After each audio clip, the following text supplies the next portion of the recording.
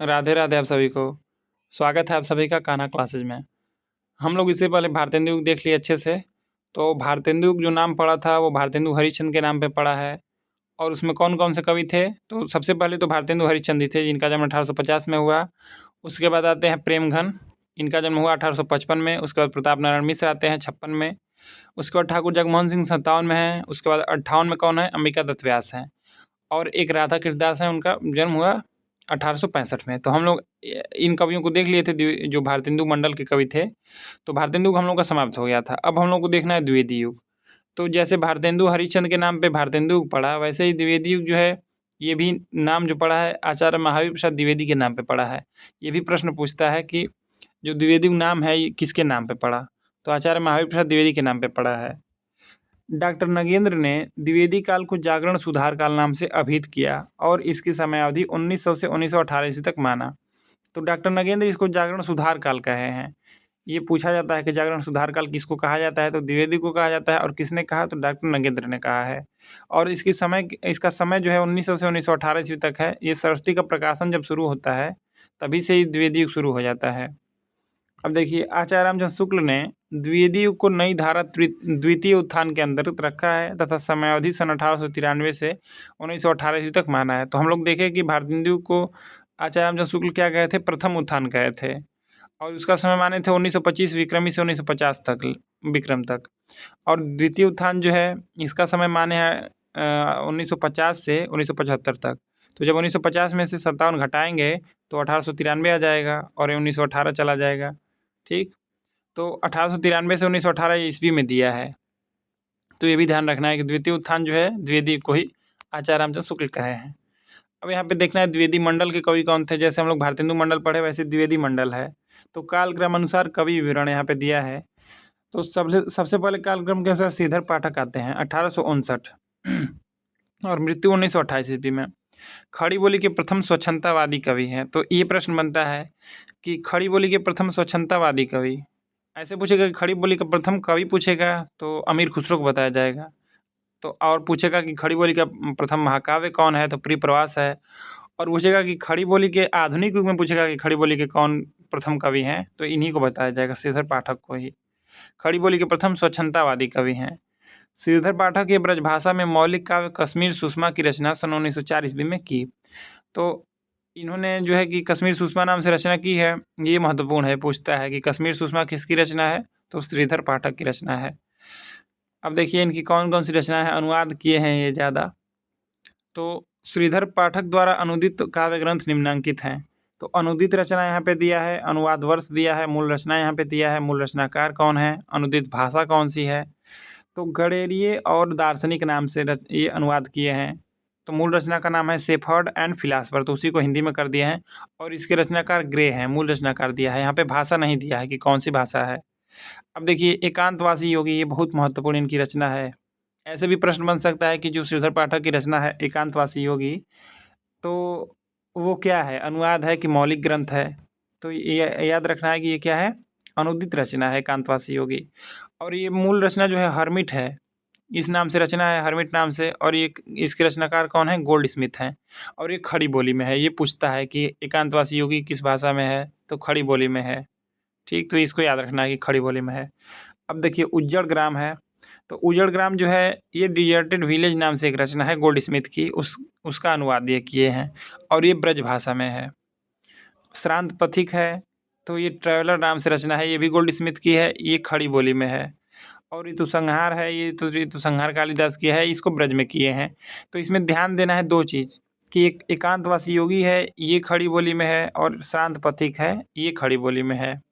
तो दो रचनाएं खड़ी बोली में है और दो ब्रजभाषा में अनुवाद किए हैं, और एक का तो दिया नहीं है। अब देखिए श्रीधर पाठक की खड़ी बोली में मौलिक कृतियाँ निम्नांकित हैं। तो ये खड़ी बोली में कौन कौन सी रचना किए हैं, अब देखिए यहाँ पे है, वनाष्टक नाम से किए हैं। देहरादून नाम से इनकी कविता है, ये भी बहुत पूछा जाता है देहरादून किसकी कविता है, तो श्रीधर पाठक की है। भारत गीत है। ठीक, अब इसका समय भी देखना है, 1915 है, 1928 है। देखिए जगत सच्चाई सार है, ये बहुत महत्वपूर्ण है इनकी रचना, जगत सच्चाई सार श्रीधर पाठक। इस पे एक पंक्ति भी है। अब स्वर्गीय वीणा है, ये भी बहुत महत्वपूर्ण है। तो हम लोग अगर आचार्य रामचंद्र शुक्ल की बुक पढ़ेंगे तो उसमें इन जो ये कविताएँ हैं इनकी पंक्तियाँ मिलती हैं उसमें, तो इसीलिए ये महत्वपूर्ण हो जाती हैं रचनाएँ। तो स्वर्गीय वीणा नाम से श्रीधर पाठक की रचना है। धन विजय है, सांध्य अटन है, ये भी महत्वपूर्ण है, और गुणवंत हेमंत तो ये महत्वपूर्ण है ही। ठीक, तो ये याद रखना है, इसमें जगत सच्चाई सार याद रखना है, स्वर्गीय वीणा है, देहरादून नाम से है, गुणवंत हेमंत है, ये सब इनकी महत्वपूर्ण रचनाएँ हैं। श्रीधर पाठक द्वारा ब्रजभाषा में रचित मौलिक काम निम्न है। तो अब ये तो खड़ी बोली में हम लोग देखे, अब ब्रजभाषा में क्या रचना किए हैं, मौलिक कौन सी रचना है इनकी? तो देखिए, मौलिक रचना है इनकी कश्मीर सुषमा, और ये ब्रजभाषा में है। मनोविनोद है, ये भी ब्रजभाषा में है। तो दोनों याद रखना है कि कश्मीर सुषमा ब्रज में है, मनोविनोद भी ब्रज में है। ये पूछ सकता है, अब इसमें से 4 दे देगा, उठा देगा कि स्वर्गीय वीणा है, मनोविनोद है, कश्मीर सुषमा है, एक और रचना दे देगा ब्रज वाला। पूछेगा कि इसमें से खड़ी बोली में कौन है, तो ये याद रखना है कि खड़ी बोली में कौन सी रचनाएँ हैं और ब्रज में कौन है। तो ब्रज में मौलिक 2 ही इनकी मिल रही है, कश्मीर सुषमा और मनोविनोद। श्रीधर पाठक ने एकांतवासी योगी की रचना लावनी या ख्याल शैली में की है तथा श्रांत पथी की रचना रोला छंद में की है। तो ये पूछता है कि श्रांत पथी की रचना किस छंद में किए हैं, तो रोला छंद में। ठीक है, अब देखिए, श्रीधर पाठक द्वारा खड़ी बोली में रचित प्रथम कविता गुणवंत हेमंत है तथा खड़ी बोली की प्रथम पुस्तक एकांतवासी योगी है। तो खड़ी बोली में रचित प्रथम कविता इनकी गुणवंत हेमंत है और पुस्तक के रूप में एकांतवासी योगी है, ये भी ध्यान देना है। अब देखिए, ये तो हो गया श्रीधर पाठक। अब महावीर प्रसाद द्विवेदी को देखना है, तो इन्हीं के नाम पे द्विवेदी का नामकरण हुआ है, तो ये बहुत महत्वपूर्ण है, इनको देखा जाए। आचार्य महावीर प्रसाद द्विवेदी, इनका जन्म हुआ 1864 में, मृत्यु 1938 में। का जन्म रायबरेली के दौलतपुर गांव में हुआ था। आचार्य रामचंद्र शुक्ल ने लिखा है, तो इस शुक्ल जी इनके बारे में लिखते हैं कि हम पंडित महावीर प्रसाद द्विवेदी को पद्य रचना की एक प्रणाली के प्रवर्तक के रूप में पाते हैं। तो ये कथन पूछ देगा डायरेक्ट कि हम पंडित महावीर प्रसाद द्विवेदी को पद्य रचना की एक प्रणाली के प्रवर्तक के रूप में पाते हैं, तो किसका कथन है, तो आचार्य रामचंद्र शुक्ल का है, बहुत महत्वपूर्ण है ये। अब देखिए, महावीर प्रसाद द्विवेदी ने गद्य और पद्य दोनों के लिए खड़ी बोली में सामान्य बोलचाल की भाषा को प्राथमिकता देने की वकालत की। तो क्या था कि ब्रजभाषा जो थी वो काव्य की मुख्य भाषा थी भारतेंदु युग तक। भारतेंदु युग में भी जो ज़्यादातर काव्य रचनाएँ थी वो ब्रजभाषा में लिखी गई, और लेकिन द्विवेदी युग में क्या हुआ कि द्विवेदी युग में अब ये हुआ कि अब खड़ी बोली को ही काव्य की भाषा बनाया जाए, गद्य और पद्य दोनों की भाषा खड़ी बोली को बनाया जाए। तो इसके लिए महावीर प्रसाद द्विवेदी ने बहुत प्रयास किया और खड़ी बोली हो भी गई काव्य की भाषा द्विवेदी युग में आकर। अब देखिए, महावीर प्रसाद द्विवेदी के अनुदित व मौलिक लगभग 80 ग्रंथ हैं। इनके प्रमुख काव्य संग्रह निम्नलिखित हैं। तो इनके उतने ये कवि के रूप में उतना प्रसिद्ध नहीं हुए, क्योंकि उतना अच्छा कविता लिखे नहीं, ये आचार्य के रूप में ऐसे प्रसिद्ध हुए। तो इनकी रचनाएं कौन कौन सी हैं, इसको देखा जाए। काव्य मंजूषा नाम से लिखे हैं, सुमन नाम से है, कान्य कुब्ज अबला विलाप, ये महत्वपूर्ण है इनकी रचना। कान्य कुब्ज अबला विलाप जो है महावीर प्रसाद द्विवेदी की महत्वपूर्ण रचना है। देवी स्तुति शतक है, कान्य कुब्जावली व्रतम है, महावीर प्रसाद द्विवेदी ने लिखा है। अब देखिए, ये कथन जो है इनका, ये पूछता है बहुत, ये कविता के बारे में लिखते थे कि कैसे किस पे कविता लिखना चाहिए। तो देखिए इस पे क्या लिखे हैं कि कविता का विषय मनोरंजन एवं उपदेशजनक होना चाहिए, ये महावीर प्रसाद द्विवेदी कहते हैं। यमुना के किनारे केली कौतूहल का अद्भुत वर्णन बहुत हो चुका, न परकियाओं पर प्रबंध लिखने की अब कोई आवश्यकता है और न स्वकियाओं के गतागत की पहेली बुझाने की। अब यहाँ से पूछता है कि चींटी से लेकर हाथी पर्यंत, भिक्षुक से लेकर राजा पर्यंत, मनुष्य बिंदु से लेकर समुद्र पर्यंत, जल अनंत आकाश, अनंत पृथ्वी, अनंत पर्वत, सभी पर कविता हो सकती है। तो ये किसने कहा है, ऐसे पूछता है। तो आचार्य महावीर प्रसाद द्विवेदी का कथन है। अब देखिए, महावीर प्रसाद द्विवेदी द्वारा रचित अनुदित काव्य निम्न है। तो ऊपर हम लोग पढ़े मौलिक थी रचना है, अब यहाँ पे मौलिक कौन सी रचना है। तो ज़्यादा इनकी रचनाएं उतम प्रसिद्ध है नहीं, और रचना इनकी पूछता भी नहीं है। इनकी रचनाओं में जैसे निबंध उबंध ज़्यादा पूछता है। देखिए, विनय शतक भरथरी है, अनुवाद किए हैं। तो ये आधार ग्रंथ इसका क्या है, भरथरी के वैराग्य शतक का दोहों में अनुवाद किए हैं। विहार वाटिका है, अनुवाद किए हैं। जयदेव के गीत गोविंद का संक्षिप्त अनुवाद किए हैं। स्नेहमाला नाम से अनुवाद किए हैं। भरथरी के श्रृंगार शतक का दोहों में अनुवाद किए हैं। गंगा लहरी नाम से है, तो ये पंडित राज जगन्नाथ की गंगा लहरी का सवैया में अनुवाद किए हैं। तो ये जगन्नाथ, पंडित राज जगन्नाथ जो है काव्य शास्त्र हम लोग पढ़ते हैं तो सबसे लास्ट में यही आते हैं, विश्वनाथ के बाद। ऋतु तरंगिणी, कालिदास की ऋतु संहार का छाया अनुवाद। ठीक, अब देखिए, महावीर प्रसाद द्विवेदी की प्रसिद्ध कविता सर्गो नरक ठिकाना नाही है। तो ये पूछता है कि सर्गो नरक ठिकाना नहीं किसकी कविता है। तो ये याद रखना है कि महावीर प्रसाद द्विवेदी की कविता है। अब देखिए ये तो हो गया। अब अयोध्या सिंह उपाध्याय हरिऔध को देखना है। तो हरिऔध जो है सबसे पहले खड़ी बोली का प्रथम महाकाव्य लिखे ये, तो इनको देखा जाए। अयोध्या सिंह उपाध्याय हरिऔध 1865 से 1947 ईस्वी को डॉक्टर गणपति चंद्र गुप्त ने आधुनिक काल का सूरदास कहा है। ये भी बहुत महत्वपूर्ण है कि आधुनिक काल का ऐसे प्रश्न बनेगा कि आधुनिक काल का सूरदास किसे कहा जाता है, तो हरिऔध को कहा जाता है। और किसने कहा, तो डॉक्टर गणपति चंद्र गुप्त ने कहा है। दोनों महत्वपूर्ण है। हरिऔध ने 3 प्रबंध काव्य लिखे जो निम्न हैं। तो ये 3 प्रबंध काव्य लिखे हैं। तो प्रियप्रवास है 1914 में लिखे। इसका डेट और इसमें सर्ग कितना है ये बहुत पूछा जाता है। तो प्रियप्रवास का रचना काल 1914 है। इसमें 17 सर्ग हैं। ये पूछा जाता है हमेशा। कृष्ण के बचपन से लेकर मथुरा प्रस्थान तक का वर्णन इसमें है। पारिजात है, वैदेही वनवास है, तो ये बहुत फेमस है प्रियप्रवास। पारिजात में कितने सर्ग हैं, 15 सर्ग हैं। 1937 में लिखा गया और ये आध्यात्मिक एवं धार्मिक विषयों का वर्णन इसमें किया गया है। अब देखिए वैदेही वनवास है, तो इसका रचना काल 1941 ईस्वी है और इसमें 18 सर्ग हैं। और इसमें राम के द्वारा सीता के निर्वासन की कथा है। तो इसमें सर्ग याद रखना है। पारिजात पद से शुरू है, 15 सर्ग हैं। अब प्रियप्रवास तो 17 हम लोग के याद ही है। वैदेही वनवास को ध्यान रखना है कि इसमें 18 सर्ग हैं। ये सर्ग पूछ सकता है क्योंकि ये तो बहुत पूछा गया है कि प्रियप्रवास में कितने सर्ग हैं, लेकिन अब पारिजात और वैदेही वनवास को याद रखना है। अब देखिए प्रियप्रवास को खड़ी बोली हिंदी का प्रथम महाकाव्य माना जाता है। प्रियप्रवास का सर्वप्रथम नाम ब्रजांगना विलाप था। तो ये भी याद रखना है कि प्रियप्रवास जो था उसका पहले नाम ब्रजांगना विलाप था। ठीक, ब्रजांगना मतलब कि ब्रज की जो महिलाएं हैं उनका विलाप। अब देखिए यह संपूर्ण काव्य संस्कृत के वर्णवृत्तों पर आधारित है। तो ये आचार्य रामचंद्र शुक्ल अपनी बुक में लिखे हैं कि संपूर्ण काव्य संस्कृत के वर्णवृत्तों पर आधारित है।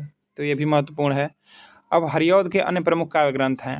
तो कौन कौन से इनकी रचनाएं हैं, इनको देखा जाए तो ये कृष्ण भक्ति किए हैं। तो आधुनिक काल के सूरदास कहे ही गए हैं, मतलब कि कृष्ण पे लिखे होंगे। तो देखिए कृष्ण शतक लिखे।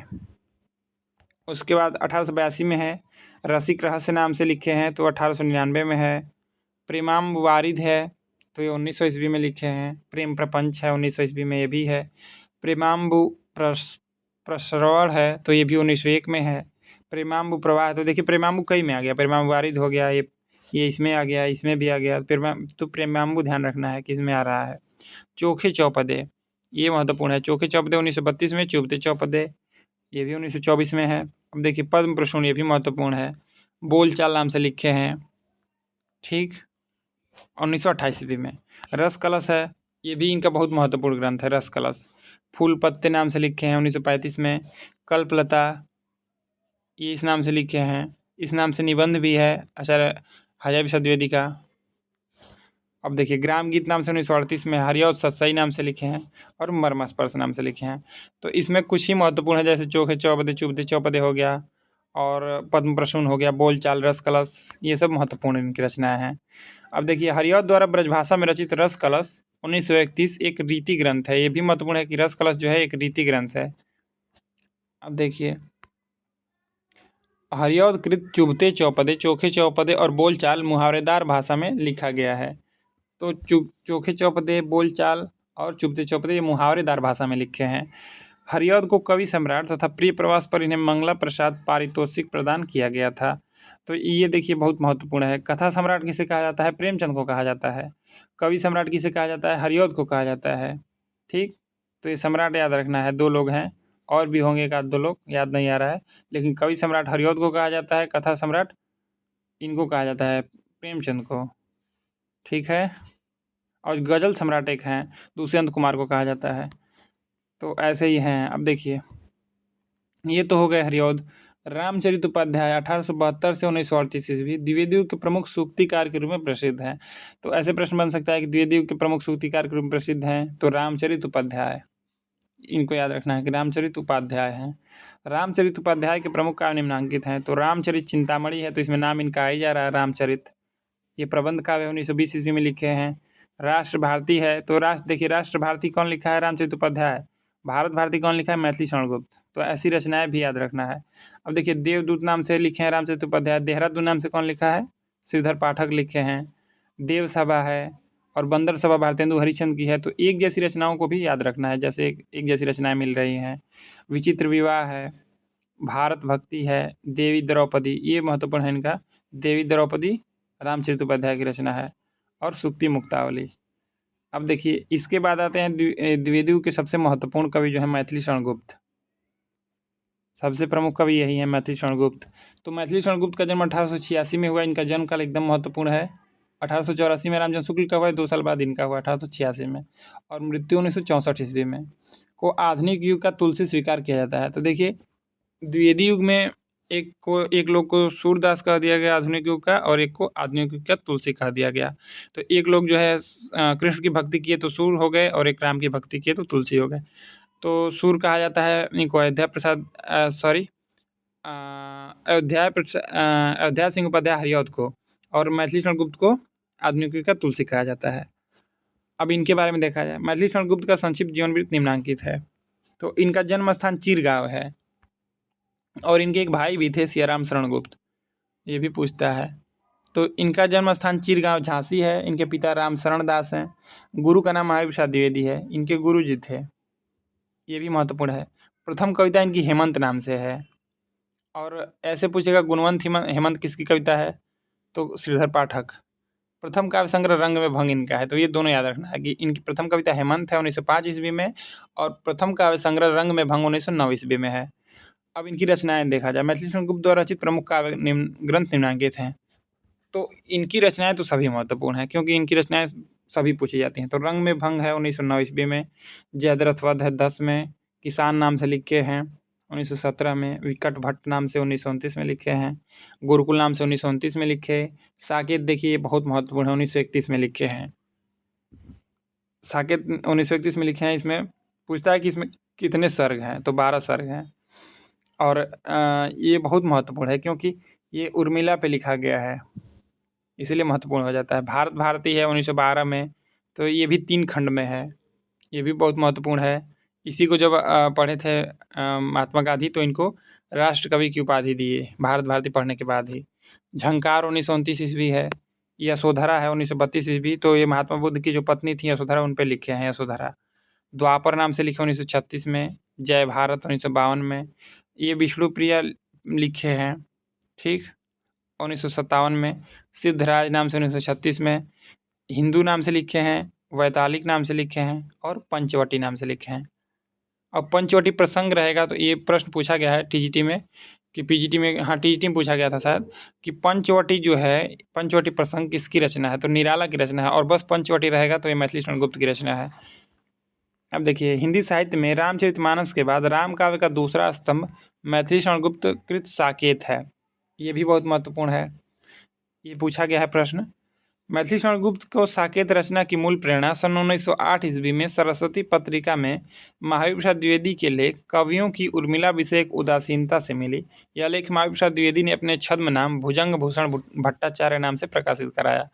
तो क्या हुआ है कि महावीर प्रसाद द्विवेदी जो हैं, ये सरस्वती पत्रिका के संपादक तो थे ही, तो उसी में ये एक लेख निकालते हैं कि कवियों की उर्मिला विषयक उदासीनता, मतलब कि कवि जो है कि उर्मिला के विषय में कितना कम लिखे हैं। क्योंकि सीता जी तो जो थी वो राम जी के साथ वन में चली गई थी, लेकिन उर्मिला जो थी वो लक्ष्मण चले गए थे उनको छोड़ के। तो असली वनवास तो देखिए तो उन्हीं का था, उर्मिला का, क्योंकि सीता जी तो राम जी के साथ रह ही रही थी। तो इसीलिए लिखे हैं कि कवियों की उर्मिला विषयक उदासीनता। इसमें सरस्वती में एक लेख लिखे, तो उसी से मैथिली शरण गुप्त प्रभावित हुए, और ये उसके बाद साकेत लिखे। तो ये भी पूछता है कि हाँ ये तो हो ही गया प्रश्न। अब ये पूछता है कि ये भुजंग भूषण भट्टाचार्य जो हैं, ये छद्म नाम से कौन लिखते थे, तो ये महावीर प्रसाद द्विवेदी लिखते थे। यहाँ से ये प्रश्न बनता है। अब देखिए साकेत शब्द मूलतः पाली भाषा का शब्द है, जिसका अर्थ अयोध्या है। तो साकेत जो है पाली भाषा का शब्द है। हम लोग पढ़ते ही हैं कि पाली प्राकृत अपभ्रंश कैसे विकास हुआ है भारतीय आर्य भाषाओं का, ठीक। अब देखिए इसमें 12 सर्ग हैं। इसे डॉक्टर नगेन ने जनवादी काव्य कहा। तो ये पूछेगा कि मैथिली शरण गुप्त की जो रचना जो है साकेत, इसको जनवादी काव्य किसने कहा है, तो डॉक्टर नगेंद्र कहे हैं। अब देखिए आचार्य रामचंद्र शुक्ल ने गुप्त जी को सामंजस्यवादी कवि कहा। तो ये भी पूछता है कि आचार्य रामचंद्र शुक्ल जो है गुप्त जी मैथिली शरण गुप्त को क्या कहते हैं, तो सामंजस्यवादी कवि कहते हैं। मैथिली शरण गुप्त को भारत भारती रचना की मूल प्रेरणा मुसद्दसे हाली तथा ब्रजमोहन दत्तात्रेय कैफीकृत भारत दर्पण पुस्तक से प्राप्त हुई है। तो ये भी पूछता है कि इनको इसकी प्रेरणा कैसे मिलती है। अब देखिए, मैथिली चंद्रगुप्त ने स्वयं को कौटुंबिक कवि मात्र कहा है। तो ये भी पूछता है कि मैथिली चंद्रगुप्त अपने आप को स्वयं को क्या कहे हैं, तो कौटुंबिक कवि मात्र कहे हैं। इन्हें भारत भारती लिखने पर महात्मा गांधी ने राष्ट्र कवि की उपाधि दी। तो ये भी हो गया कि भारत भारती लिखे तो उसको पढ़े महात्मा गांधी, तो इनको राष्ट्र कवि की उपाधि दे दिए। भारत भारती में 3 खंड है। एक में प्राचीन भारत के बारे में बताए हैं, फिर कि सबसे हम लोग क्या थे और फिर क्या हो गए, फिर आगे क्या होंगे, ऐसे एक पंक्ति भी है। अब देखिए, मैथिली चंद्रगुप्त द्वारा अनुदित काव्य निम्नांकित है। तो ये तो मौलिक रचना हम लोग ऊपर पढ़े। और अनुदित कौन कौन से? प्लासी का युद्ध नाम से है, मेघनाथ वध है, वृत्त संहार है। मैथिली चंद्रगुप्त ने बांग्ला कवि माइकेल मधुसूदन दत्त की रचनाओं का मधुप उपनाम से अनुवाद किया। तो ये भी पूछेगा कि कौन सा कवि जो है मधुप उपनाम से लिखता था, ऐसे प्रश्न बनेगा। तो मैथिली चंद्रगुप्त, ये ध्यान रखना है। ठीक है, अब देखिए, गुप्त जी ने मार्क्स की पुत्री जैनी पर जैनी नामक काव्य लिखा। तो हम लोग मार्क्सवाद एक है, हिंदी में हम लोग पढ़ते भी हैं, जिससे प्रभावित कौन रहा है हम लोगों का? प्रगतिवाद। वो पूरा समझ लीजिए कि मार्क्सवाद से प्रभावित रहा अच्छे से। तो कार्ल मार्क्स एक थे, दार्शनिक थे, तो उन्हीं की पुत्री है जैनी, उस पर जैनी नामक काव्य लिखे हैं। तो ये भी बहुत महत्वपूर्ण है कि जैनी नामक काव्य किसने लिखा है। गुप्त जी को द्विवेदी काल में हरिगीतिका छंद का बादशाह कहा जाता है। तो ये भी पूछता है कि हरिगीतिका छंद का बादशाह किसे कहा जाता है? तो मैथिली चंद्रगुप्त को कहा जाता है। तो इनसे तो इतना प्रश्न बनेगा। अब द्विवेदी मंडल के अन्य कवि कौन कौन से हैं, इनको भी देखा जाए तो गिरधर शर्मा कवि रत्न है, नवरत्न है। तो इनका जन्म 1881 में हुआ, मृत्यु 1961 ईस्वी में। और इनका जन्म स्थान क्या है? इनका जन्म स्थान है झालर पाटन। और रचना इनकी मातृवंदना है, मौलिक कृति है, तो ये कभी पूछा नहीं गया है। अब लोचन प्रसाद पांडे हैं, इनकी रचना कौन कौन सी है, इनको देखा जाए। इनका जन्म हुआ 1886 में। मैथिली चंद्रगुप्त का जब जन्म हुआ है वो वही है इनका भी समय। और मृत्यु 1959 में। इनका जन्म हुआ है बालापुर मध्य प्रदेश में। इनकी रचना है प्रवासी। अब देखिए, एक ही जैसी रचनाओं को एकदम याद रखना। प्रवासी के गीत रहेगा तो नरेंद्र शर्मा की रचना रहेगी। मेवाड़ गाथा है, महानदी, पद पुष्पांजलि, मृगी दुखमोचन। तो ये मृगी दुखमोचन इनका बहुत प्रसिद्ध है। तो मृगी दुखमोचन लोचन प्रसाद पांडे। तो मोचन आ रहा है तो लोचन प्रसाद पांडे। और प्रवासी है, ठीक। और प्रवासी की गीत भी एक बहुत प्रसिद्ध है, वो नरेंद्र शर्मा की रचना है। और प्रवासी लोचन प्रसाद पांडे। तो एक जैसी रचनाओं को भी एकदम क्लियर करना है। अब देखिए, गिरधर शर्मा ने गोल्ड स्मिथ कृत हरमिट का संस्कृत श्लोकों में अनुवाद किया। सन 1928 ईस्वी में गिरधर शर्मा ने माघ के शिशुपाल वध के 2 सर्गों का हिंदी माघ नाम से अनुवाद किया। तो माघ है संस्कृत, हम लोग पढ़ते हैं संस्कृत साहित्य, उसमें माघ एक हैं जो शिशुपाल वध लिखे हैं। लोचन प्रसाद पांडे ने चित्तौड़ के भीमसेन के अपूर्व स्वत्व त्याग की कथा नंददास की रास पंचाध्याय के ढंग पर लिखी है। लोचन प्रसाद पांडे की, अब देखिए यहाँ पे मृगी दुखमोचन जो है, लोचन प्रसाद पांडे कृत मृगी दुखमोचन में इनकी पशुओं तक पहुँचने वाली व्यापक और सर्वभूत दयापूर्ण काव्य दृष्टि का पता चलता है। लोचन प्रसाद पांडे को काव्य विनोद तथा साहित्य वाचस्पति की उपाधि प्राप्त थी। तो ऐसे यहाँ से प्रश्न बनता है कि काव्य विनोद की उपाधि किसे प्राप्त थी, साहित्य वाचस्पति की उपाधि किसे प्राप्त थी? तो लोचन प्रसाद पांडे को प्राप्त थी। ठीक है, अब देखिए, अब ये तो हो गए द्विवेदी मंडल के कवि। अब द्विवेदी मंडल के बाहर के कवि कौन कौन से हैं, थोड़ा इनको भी देख लिया जाए कौन कौन से हैं। तो द्विवेदी मंडल के बाहर के कवियों का विवरण निम्नांकित है। अब यहाँ पे कवि हैं, जन्म मृत्यु दिया, जन्म स्थान, रचनाएं। तो नाथूराम शर्मा जो है शंकर हैं, नाथूराम शर्मा शंकर। इनका जन्म हुआ 1859 में, मृत्यु 1932 में। और इनका जन्म स्थान अलीगढ़ है। इनकी रचना है अनुराग रत्न, शंकर सरोज, शंकर सर्वस्व। और ये गर्भरंडा रहस्य जो इनकी रचना है ये बहुत प्रसिद्ध है। ये पूछता है कि गर्भरंडा रहस्य किसकी रचना है? तो नाथूराम शर्मा शंकर की रचना है। अब देखिए, बाल मुकुंद गुप्त हैं, ये भी द्विवेदी में आते हैं लेकिन द्विवेदी मंडल के बाहर के कवि हैं। तो इनका जन्म हुआ 1865 में और मृत्यु 1907 में। इनका जो रोहतक में जन्म हुआ, ये स्फुट कविता नाम से लिखे हैं। ठीक। अब देखिए, लाला भगवान दीन हैं, ये 1866 में इनका जन्म हुआ, 1930 में मृत्यु। और ये फतेहपुर में इनका जन्म हुआ है। अब देखिए, ये लाला भगवान दीन जो हैं ये किस नाम से लिखे हैं? वीर छत्राणी, वीर बालक, वीर पंचरथ और नवीन बीन। तो नवीन बीन इनका थोड़ा प्रसिद्ध है, लाला भगवान दीन का। तो बीन आ रहा है लास्ट में, इसमें भी दीन आ रहा है और वीर ज़्यादा आ रहा है इसमें। लाला भगवान दीन की रचनाओं में वीर ज़्यादा आ रहा है। और ये भी बहुत प्रसिद्ध है कि छायावाद को ये छोकरावाद कहे हैं लाला भगवान दीन। तो ये भी प्रसिद्ध है। अब राय देवी प्रसाद पूर्ण है, इनका जन्म 1868 में हुआ, मृत्यु 1915 में जबलपुर में। और धाराधर धावन नाम से लिखे हैं। ये पूछता है कि धाराधर धावन रायदेव प्रसाद पूर्ण, स्वदेशी कुंडल, ये भी रायदेव प्रसाद पूर्ण। अब देखिए और भी रचना इनकी है, मृत्युंजय नाम से है। रायदेव प्रसाद जो पूर्ण है इनकी रचना और है मृत्युंजय, राम रावण विरोध, वसंत वियोग और पूर्ण संग्रह। अब देखिए सैयद अमीर अली मीर हैं, इनका जन्म 1873 में, मृत्यु 1937 में। पूछेगा नहीं, सागर में। उलाहना पंचक नाम से है, अनुयोक्ति शतक नाम से है। ये कामता प्रसाद गुरु हैं, ये हिंदी व्याकरण जो लिखे हैं। तो इनका जन्म 1875 में हुआ, मृत्यु 1947 में। और जन्म कहाँ हुआ है? सागर में। तो ये भौमा सुरवध नाम से लिखे हैं। इनकी रचनाएं ध्यान रखना है कि भौमा सुरवध, विनय पचासा, पद्य पुष्पावली, शिवाजी और दासी रानी। तो इसमें भौमा सुरवध महत्वपूर्ण है कि कामता प्रसाद गुरु की रचना है। अब देखिए गया प्रसाद शुक्ल सनेही हैं, तो इनका जन्म हुआ 1883 में और उन्नाव में हुआ है। और इनकी रचना कौन कौन सी है? कृषक क्रंदन है। तो हम लोग पढ़े पीछे कि कृषक नाम से बस मैथिली शरण गुप्त की रचना है, और कृषक क्रंदन किसकी रचना है? गया प्रसाद शुक्ल सनेही की रचना है। प्रेम पचीसी है, राष्ट्रीय वीणा है। ठीक, एक और वीणा करके कुछ थी। तो देखिए ऐसे रचना है, राष्ट्रीय वीणा, एक ही जैसी रचनाओं को एकदम ध्यान रखना है। त्रिशूल तरंग है, तो ये त्रिशूल उपनाम से लिखते थे गया प्रसाद शुक्ल सनेही। ऐसे प्रश्न बनता है कि त्रिशूल उपनाम से कौन लिखता था? तो गया प्रसाद शुक्ल सनेही। त्रिशूल तरंग, करुणा कादम्बिनी। अब देखिए रूपनारायण पांडे हैं, इनका जन्म 1884 में हुआ, लखनऊ में। तो पराग नाम से लिखे हैं, वन वैभव नाम से लिखे हैं। ये रामनाथ त्रिपाठी हैं, इनकी रचनाएं बहुत प्रसिद्ध हैं। तो 1889 में इनका जन्म हुआ, 1962 में मृत्यु, जौनपुर में जन्म हुआ है। तो मिलन नाम से लिखे हैं, पथिक नाम से, मिलन, पथिक, मानसी, स्वप्न, इनकी रचनाएं बहुत प्रसिद्ध हैं। मिलन, पथिक, मानसी, स्वप्न। तो ये याद रखना है। कविता कौमुदी नाम से भी इनकी रचना है। अब देखिए ठाकुर गोपाल शरण सिंह हैं, तो इनका जन्म हुआ 1891 में, मृत्यु 1960 में, रीवा में। तो माधवी नाम से लिखे, मानवी नाम से, संचिता, ज्योतिषमती। ठीक, अब देखिए मुकुरधर पांडे हैं, तो कुछ लोग इनका आचार्य रामचंद्र शुक्ल इनको छायावाद का प्रवर्तक भी मानते हैं। तो मुकुरधर पांडे जो हैं, इनका जन्म 1895 में हुआ, 1984 में मृत्यु हुई। ये बालापुर के थे, मध्य प्रदेश।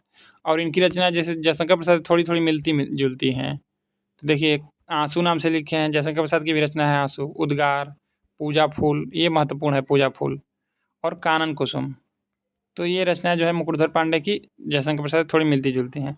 अब इसके बाद देखना है इन लोगों के बारे में विस्तार से, तो देखा जाएगा बाद में। आप सबको जुड़ने के लिए धन्यवाद।